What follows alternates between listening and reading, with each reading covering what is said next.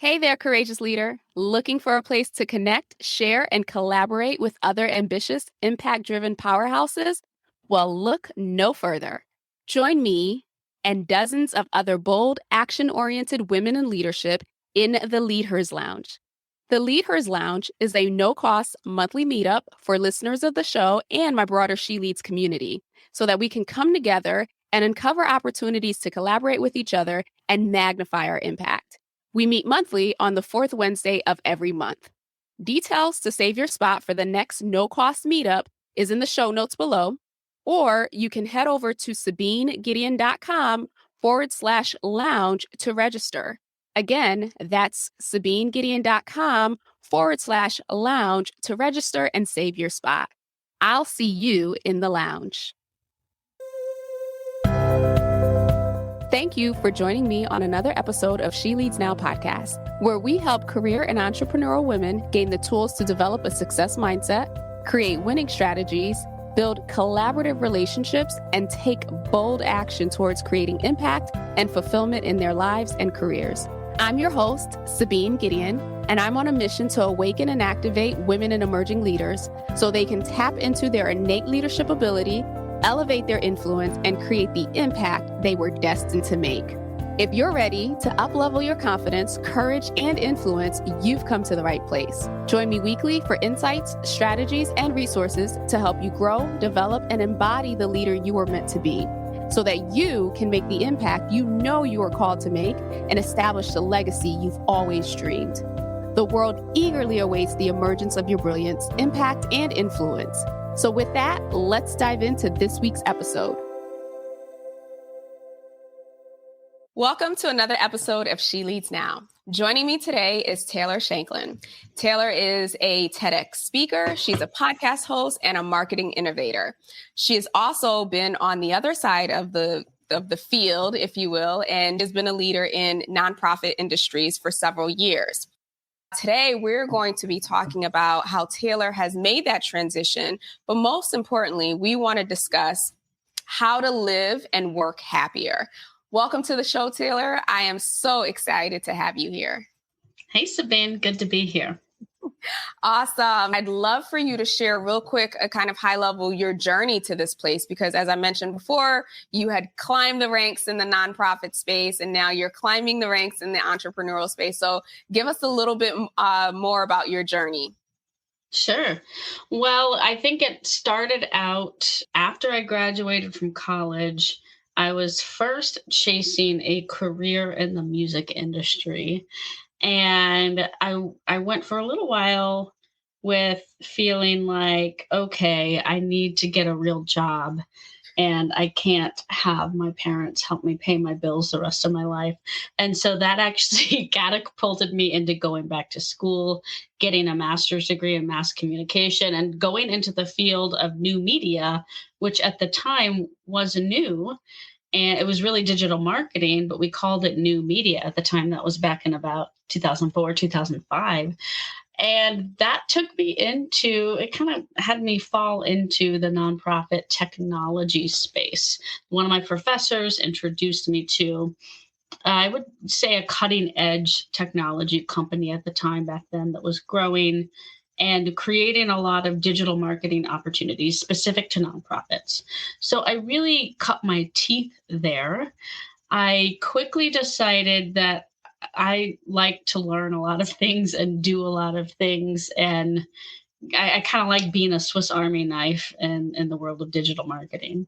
And so I kind of realized during that time early on in my career that if I use this opportunity that I had at that company that I first started out with to grow there for quite a while and to do a lot of different roles, that would prepare me to be able to continue to move up in terms of leadership and strategic consulting. And so I did a lot of things. I literally started out Sabine as a web developer. Like I used to work with clients and help them build their websites and their email marketing newsletters when a lot of this was brand new for nonprofits and even still semi-new for-profit. So I kind of did project management, consulting, product marketing, and then really found my niche in corporate and brand marketing. So I left, I stayed at that first company and job for about 9 years. And then I decided to go into startup mode and went to work for a startup and went to work for another small company and then some larger agencies after that before deciding to actually branch out on my own in 2020, 2021, the year that everybody else seemed to want to branch out on their own as well. I knew that entrepreneurship was something that I wanted to do, but I also recognized along that journey of about 14 years before I started my own company that I needed to learn a lot more from other people first. I needed to learn a lot from other different types of environments first. And a lot of the learning that took place in that whole 14-year journey of just starting with, wow, I just need a job and I need to not have to ask my mom for money anymore, all the way up to the VP of sales and marketing. And I've seen a lot in different size companies and different size organizations. And now I finally feel ready to do it on my own. So it is a journey. I think there's oftentimes this perception of these young entrepreneurs that just have it all together and they're like 20 years old and they have these billion-dollar companies that they're selling in Silicon Valley. And that is rare for most people, and it's great for them.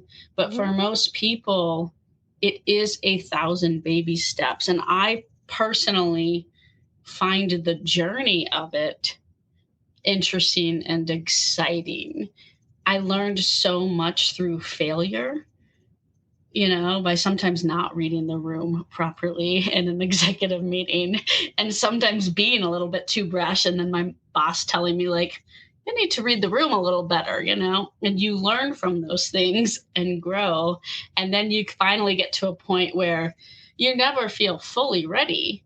But at some point you say, I'm ready enough to take the risk and take the leap. And if I fall flat on my face, I'll just go work for someone else again. Yes, that is exactly the journey and mindset that you go through doing this. And so it's very interesting because I believe you and I met in 2020. And that was right when you were transitioning out. And it never even dawned on me that you were like a pioneer in this great resignation that they've now coined and they've termed. I know. I didn't know it was going to get a buzzword. I was just doing it. Now it's a whole bunch of things, right? Like the great activation and so on and so forth. But I'm curious, because obviously we know that there's not just like one day that we wake up and we're kind of like, I'm over this. I'm going to like leap into entrepreneurship. What was it for you, during that period of time that served as the catalyst to say, you know what? I want to test the waters and do something differently and leverage all of the skills that I've learned throughout all these years and all these mistakes and all these mishaps?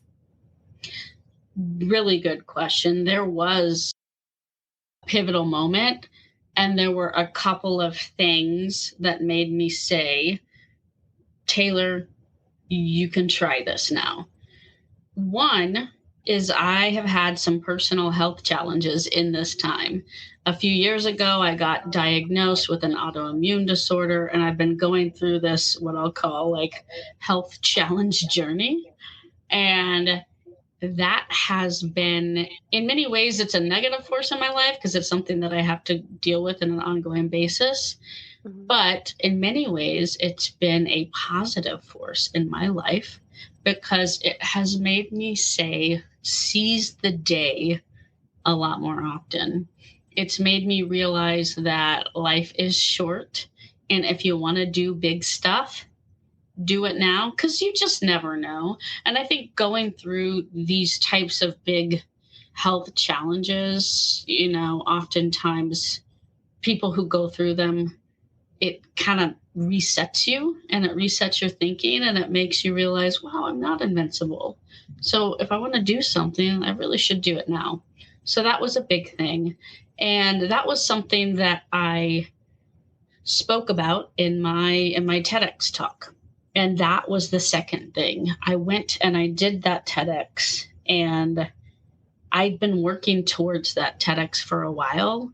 I had been doing a lot of free schlepping it, public speaking, as I'll call, where I'm just like pitching to conferences left and right. Yeah, I'll speak about this, and just doing a lot of free speaking and a lot of free webinars and things like that to, again, take the 1,000 baby steps to get good at public speaking.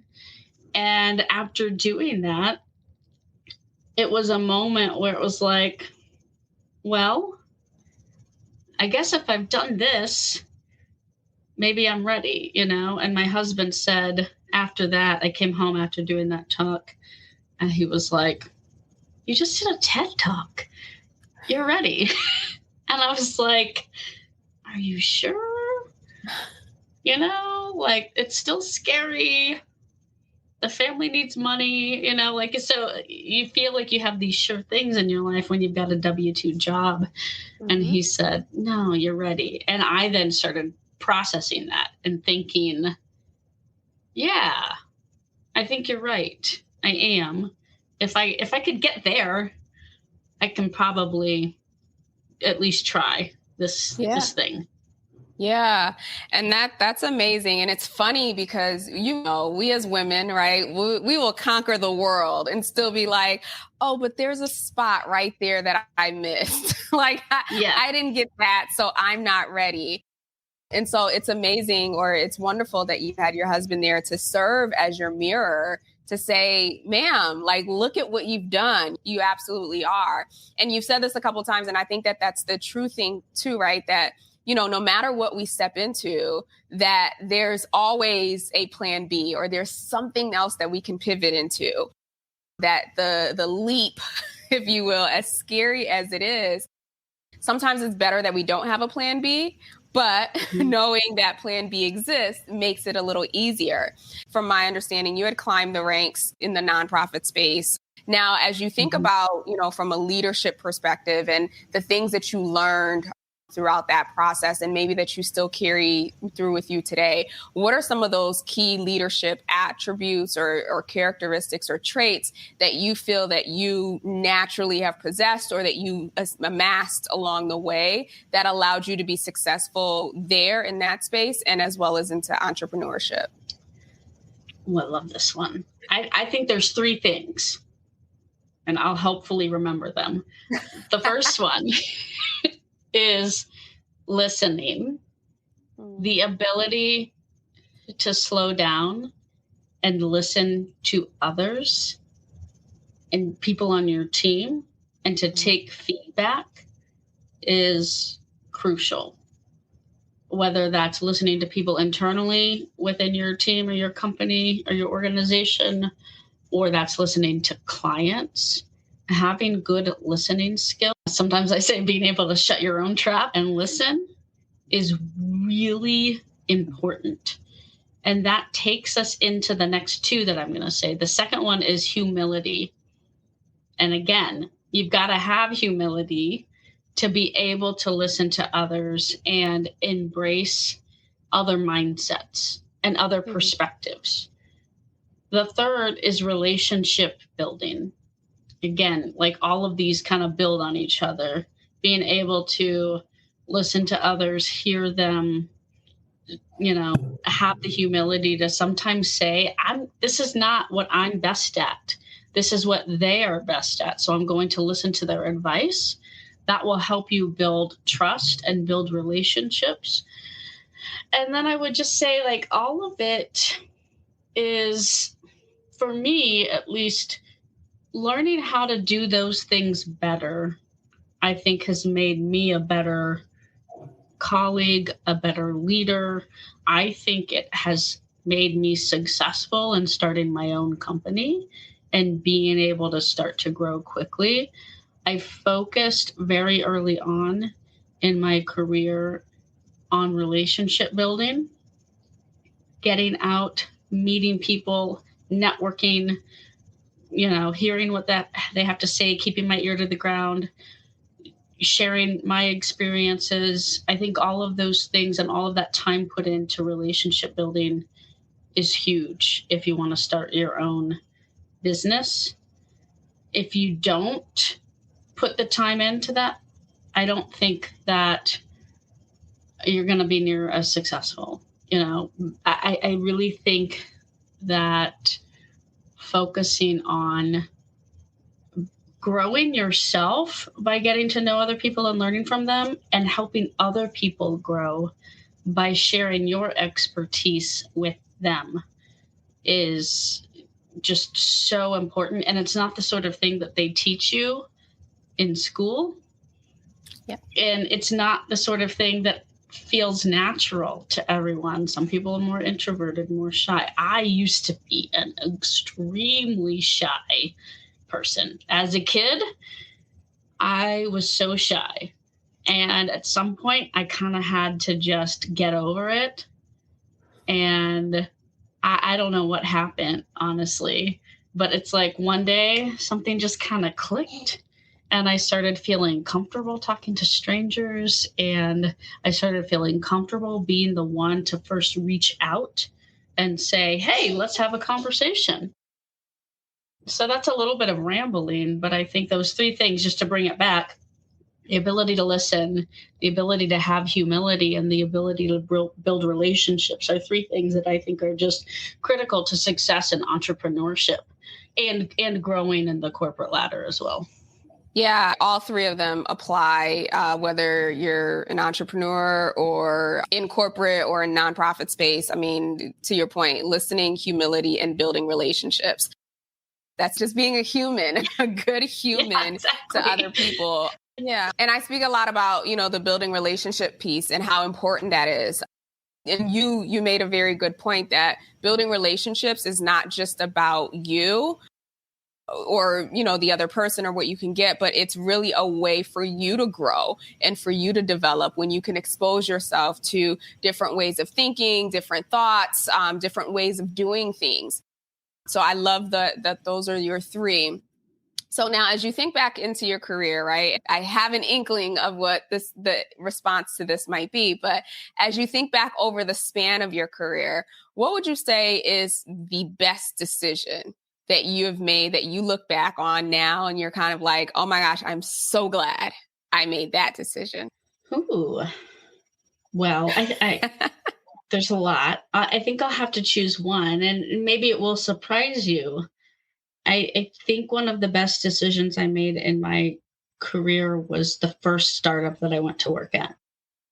And not even saying starting my own company, because I don't think I could have ever started my own company if I hadn't gone into the crazy world that can be the startup world. There, it's oftentimes it's short-lived, but my perspective on startup life is that you can learn about 3 years worth of experience at 8 or 9 months at a startup. If it's real early stage startup. And here's why. You have to figure out how to do everything. You have to deal with a lot of crazy. You have to deal with a lot of quick decision making, because everything's kind of do or die, especially if you have very little funding, right? You're sometimes running on fumes.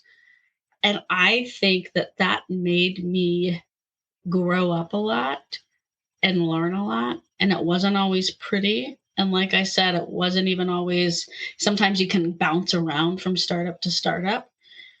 And that's because they can be crazy. But again, I think if I had just stayed in big company, quote, air quote, safe corporate America and not left and not gone to a startup, I'm not sure I would be where I am today with starting my own company. I think I learned a lot from that whole fail faster startup mentality in those few years where I was at a couple of different startups. And I don't know, it just made me learn a lot not even about what to do, but what not to do.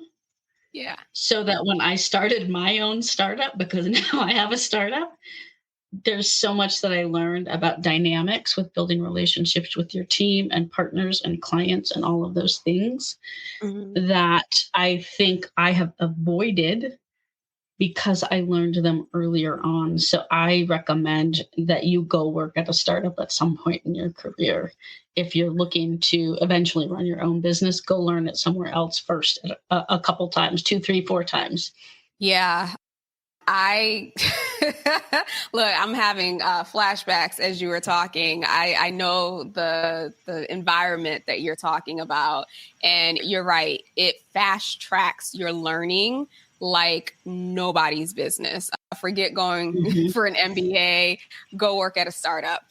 I would also, I don't Yes. know that I would have lasted 2, 3, or 4 because It's 18 hard. months. Yeah, 18 months took a lot out of me. But I do agree, you learn so much. And it's almost because you get to see it from the insider view. And to your point, like you're playing multiple roles. It's fast action, it's decision making, it's dealing with people, it's learning on the fly. And that experience is an invaluable experience. Just not something that's sustainable long term, at least Right. from my perspective. But to your point, I do feel that that experience did prepare me. And actually it gave me the confidence to say, you know what? If I can make it here, I can certainly like fumble my way through with my own. So I love that. Now, let me ask you on the flip side of that, as you think back to your career, and I know some people don't like to live in regret, and this is not necessarily about a regret, but more so as you think about some of the decisions that you have made, career decisions that you look back now and you're like, I could have did without that, or perhaps that wasn't the best decision. Is there anything that sticks out for you? Yeah, I mean, there were a couple of job changes that I'm like, well, I don't know, was that really necessary? Kind of bouncing around maybe a little bit too much there. I don't know if it was trying to find myself or just you can definitely get stuck in the cycle, or at least I could. The grass is always greener. Mm-hmm. And so I think there probably are a couple of moves that I made in my career where I'm like, I could have just stuck it out at that place longer and I could have still learned stuff there. And I went over to another place and thought the grass would be greener. And then it was more of the same. Yeah. So I think that maybe what I've learned is trying to find your joy and your purpose from some company isn't going to do it for you. I think I have a lot of joy and purpose in what I'm doing now, running my own company, because I get to be really focused on the things that I do best. And I Mm-hmm. get to focus on empowering a team of people to do what they do best. And for me to step aside and say, this isn't my thing, you do it. You grow yourself in this. So I don't know. Now that I'm saying this out loud, maybe it sounds narcissistic, but it's, maybe some of those regrets are like, there are times where I could have said, you know what, chill out, Taylor. Be happy with what you got. Stay where you are. Keep working and growing here in the system and keep taking from it what you can right now instead of feeling like you've always got to move around and there's always something better on the other side. Because I Yeah. don't know that there is. So, two things that come to that. I don't think you sound narcissistic at all. I think you're making two very good points here in that, you stated specifically that, trying to find your purpose or your identity or your calling in a thing, whether that be a job, a role, or whatever the case may be, is probably not the healthiest because that's not whatever that is, whatever job that you're doing, whatever company that you're employed for, they're never going to fulfill you in that space, right? So getting that clarity of like, what fuels me? What am I passionate about? What am I good at? What is my secret sauce, or like I like to call it, my unique brilliance?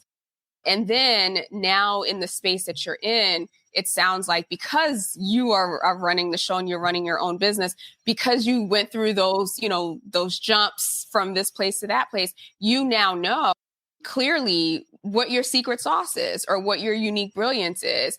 And you can stay in that lane and bring on others who they have their own lane, and you support them and you empower them and allow them to stay in their lane versus feeling like, I'm trying to be all things, right? Like most startups, as we just mentioned.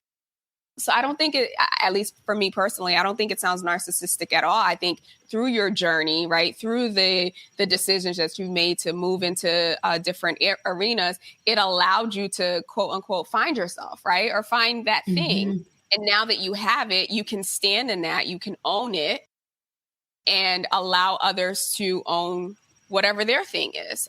I think that's brilliant. And I think that's the whole purpose of the journey, right? Whether we are in corporate America, and this also applies to people who are in corporate. Sometimes when we climb up the leadership ranks, it's hard to let go of the tasks or the things that we used to do, right? And so we now burden ourselves, the CEO who's also doing admin, who's also doing all this other stuff. Whereas if you just allow yourself to grow into who you are in that moment and bring in other people who can help support you and do the work, then I think that's the win-win there. Absolutely. And entrepreneurship is not for everyone, not at all. And that's okay. And I think, you and I were talking a little bit offline before we started recording about this hustle culture where it's almost become like, if you're not an entrepreneur hustling in the hustle culture, that's not good enough. And I completely disagree. I think individuals have their own priorities in life. And I think for me, I spent time in the corporate world building the blocks to get to entrepreneurship. And I can't even say I won't go back to the corporate world at some point. I might, like life's priorities might change for me at some point. So I think it's really about assessing your own personal goals. What do you need right now in your life, right? And maybe the next couple of years. I kind of hate that interview question about where do you see yourself in 5 years? I'm like, I don't know. Sometimes I'm not sure where I see myself in 5 minutes. Why are you asking me about 5 years? Like, I hope to be alive, like, like I just want to answer that question that way one day. So I think it's about assessing what's going on in your life right now. What do you and your family and your friends and those around you need right now? And go there. And for me at the time, I got to the point when I started my company, I needed that for myself. I needed the flexibility, quite frankly. I was feeling a little burnt out and a little strung out. And I needed to have the flexibility of calling the shots for a little while. And like I said, I might go back to corporate one day where I'm like, you know what? I'm tired of having to make all the decisions all the time. Because that can be exhausting. I'm going to let someone else do it. But right now, this is working for me. Yeah. And so a couple of things that I want to pull out there around the burnout, right? And the hustle culture. And as women, right, and we were talking about this earlier, it's like this mentality of, I got to do all the things and I got to be all of the people and everyone's dependent on me. And you are a mom of two, like you have a whole business going, you got things going on. So what do you do, or how are you balancing all of these responsibilities and roles and expectations and still supporting yourself, right, in your time of clarity and peace that you need? Yeah. It is hard to balance. I think men and women both feel different societal and personal pressures. And I think as women, we feel like we've got to be the perfect mom. We now feel like we've got to have a really good career, and I know some women, and I have stay-at-home mom friends that are like, I don't want to do that. But I think there's this pressure now, like you got to also be a high performer, and you gotta be keep yourself in check physically. You got to look good. You got to be a great, partner. You've got to do all of these things. And it sometimes can feel defeating if make yourself feel like you have to live up to a level of perfection that other people around you maybe aren't even expecting. And I've certainly felt this before, where I felt like, well, I can't ever get this right, in some personal aspect, maybe, or in work or something like that. And I think there's a couple of things. One is I started living by one motto in particular, and that is launched is better than perfect. I really don't try to live up to perfection anymore for myself. I try to get things to pretty good, Sabine. I'm like, I'm going to do things pretty well, but I'm not going to do everything perfect because perfect doesn't exist. Mm-hmm. And I started having to remind myself that perfect doesn't exist. And then I also started, and I don't always do this perfectly again, because perfect doesn't exist, but I do try to take time to myself once a day, if possible, to go out on a walk, to physically get some movement. And I'll give you an example. So I live in the mountains. I like to ski. My family and I, that's our thing. We go skiing. And this morning, I haven't been out skiing in really 2 to 3 weeks. And this morning I had a long list of stuff to do before I started having calls for my workday. And I looked at my list and I looked at myself and I thought, you really need to move right now. Get out there, just go do a few runs. Luckily, it's very accessible to me. The mountain's literally in my backyard. So I said, I'm just going to go. I can't go out skiing all day, and I don't even want to, but I'm going to go do 3 runs down the mountain, and then I'm going to go home and I'm going to work. And I'm going to just push things around to make that work. So I think there's times where we have to stop ourselves and say, are these other things an emergency?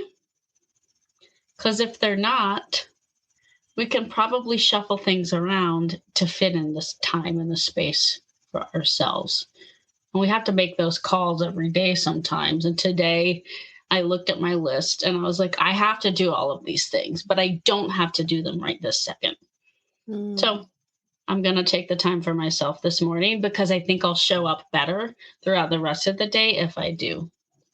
I love that. It's those in the moment periods, right? Where we're kind of like, just push through versus saying, wait a minute, what do I need right now to be at my best? I think in the last year, or at least I know in the last year, that has been my biggest learning lesson, is that if I'm not at my best, it doesn't matter what I push through.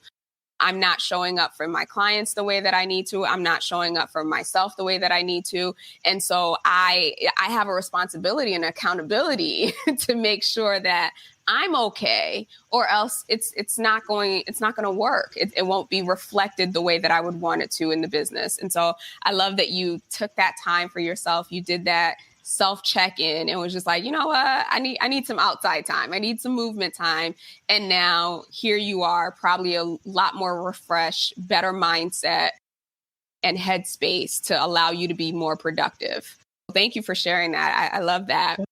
As we wrap up here, just a couple more questions. We've been in large companies, we've been in small companies. Like we have some frame of reference of dealing with uncertainty. But someone who is like, this is their first time leading, or they just launched their business and all of this is new to them, what advice would you give in terms of just kind of helping them to sustain and maintain their sanity? Yeah, I mean, it is an uncertain time. And I'm going to go back to something that you said to me, and I'm probably going to fumble this and say it wrong. But something about there are 2 things in life that are inevitable. right? Ah, And yes. one is death and one is change. And the way that I'll reframe that a little bit is we are all certain that everything is uncertain all the time. Right. Change is going to come at you when you're not expecting it. I think there's two parts to this. One, the first part is get comfortable with the fact that change will happen that is out of your control. And you have to get comfortable with just being ready to deal with things as they come, right? And sometimes knowing that change is going to happen at the drop of a dime sometimes when you don't like it, but you can say, I've got the mindset that's preparing me to be ready to face the change. Hmm. That will allow you to, you know, work the problem, to solve the problem. The other thing I'll say is get mentors if you're early on in your leadership journey. One of the things that's been most helpful for me is really developing relationships with mentors who have done it before, who have been there before, who have more experience and time in the saddle than me, and picking their brain and talking to them and learning from them and listening to them. And sometimes those mentors are older than me, and sometimes those mentors are younger than me. So I would say don't have an age bias. Just look for people who have experience that you don't yet have and Hmm. ask them questions and spend time with them and learn from them. And then share your experiences that you have that maybe they don't have with them. Again, it's like it's got to be a two-way relationship where you're giving to each other. So that's been one of the most helpful things for me in my career is just really leaning into mentors. Sometimes it was people who are higher up at the company than I was, but I developed a relationship with them and I could learn a lot from them. And sometimes it's outside people who aren't necessarily at the company that I'm at, but I see their experience and I can ask them questions and say, hey, I'm dealing with this. What would you do? So have those people in your life that you can get candid with Hmm. about, let's just call it interesting work situations. Yes. Yeah. I like to call it the personal board of directors. So the people in your life that whether it's formal mentorship or informal, a coach, your peers, even individuals that you can actually just talk through things. Cause you probably can attest to this, right? Like the higher up the chain you get, they say, the person at the top, like it's lonely at the top. I think that that's the Hmm. saying. It does start to get lonely and you will start to feel like, oh my gosh, who do I talk to through these tough situations? And so ensuring that you have individuals in your life, formally or informally, that you can go to, that you can run these things by. So thank you so much for Yeah. sharing that. So a couple real quick things, rapid fire. As you think about books that have been instrumental or a book in particular that either you're reading now or that you've read in the past that you would recommend to a woman in leadership, anything come to mind? Yes. So one of them that I'm going to mention, this is one of my favorite books that really made me start to think differently about products and marketing and being different and innovating is Seth Godin's Purple Cow. So I love that one from the perspective of like getting you outside of your head, thinking differently. I'm reading one right now called Atomic Habits that is good. I haven't finished it because sometimes I need to focus more on my reading, Sabine. I like to read, I like to learn, and then sometimes I'm at the end of like a long, long day and I'm like, I just need to veg out and go to sleep. I don't even want to watch TV anymore. I just want to sleep. So reading sometimes is not getting as much attention as it should. But Atomic Habits, so far, so good. And then there's one other book that I really like, and I hope if you need to bleep me out, you can bleep me out. But it is The Subtle Art of Not Giving a Fuck. I Yep. love that book. I thought it was great. It said a lot of what I kind of thought it would say, but maybe it was reaffirming for me and gave me a confidence boost to be like, yeah, it's okay to kind of just do you. Yeah, I've seen that book, Atomic Habits. I've heard really great things about that as well as Purple Cow. So we will definitely link that in the show notes below.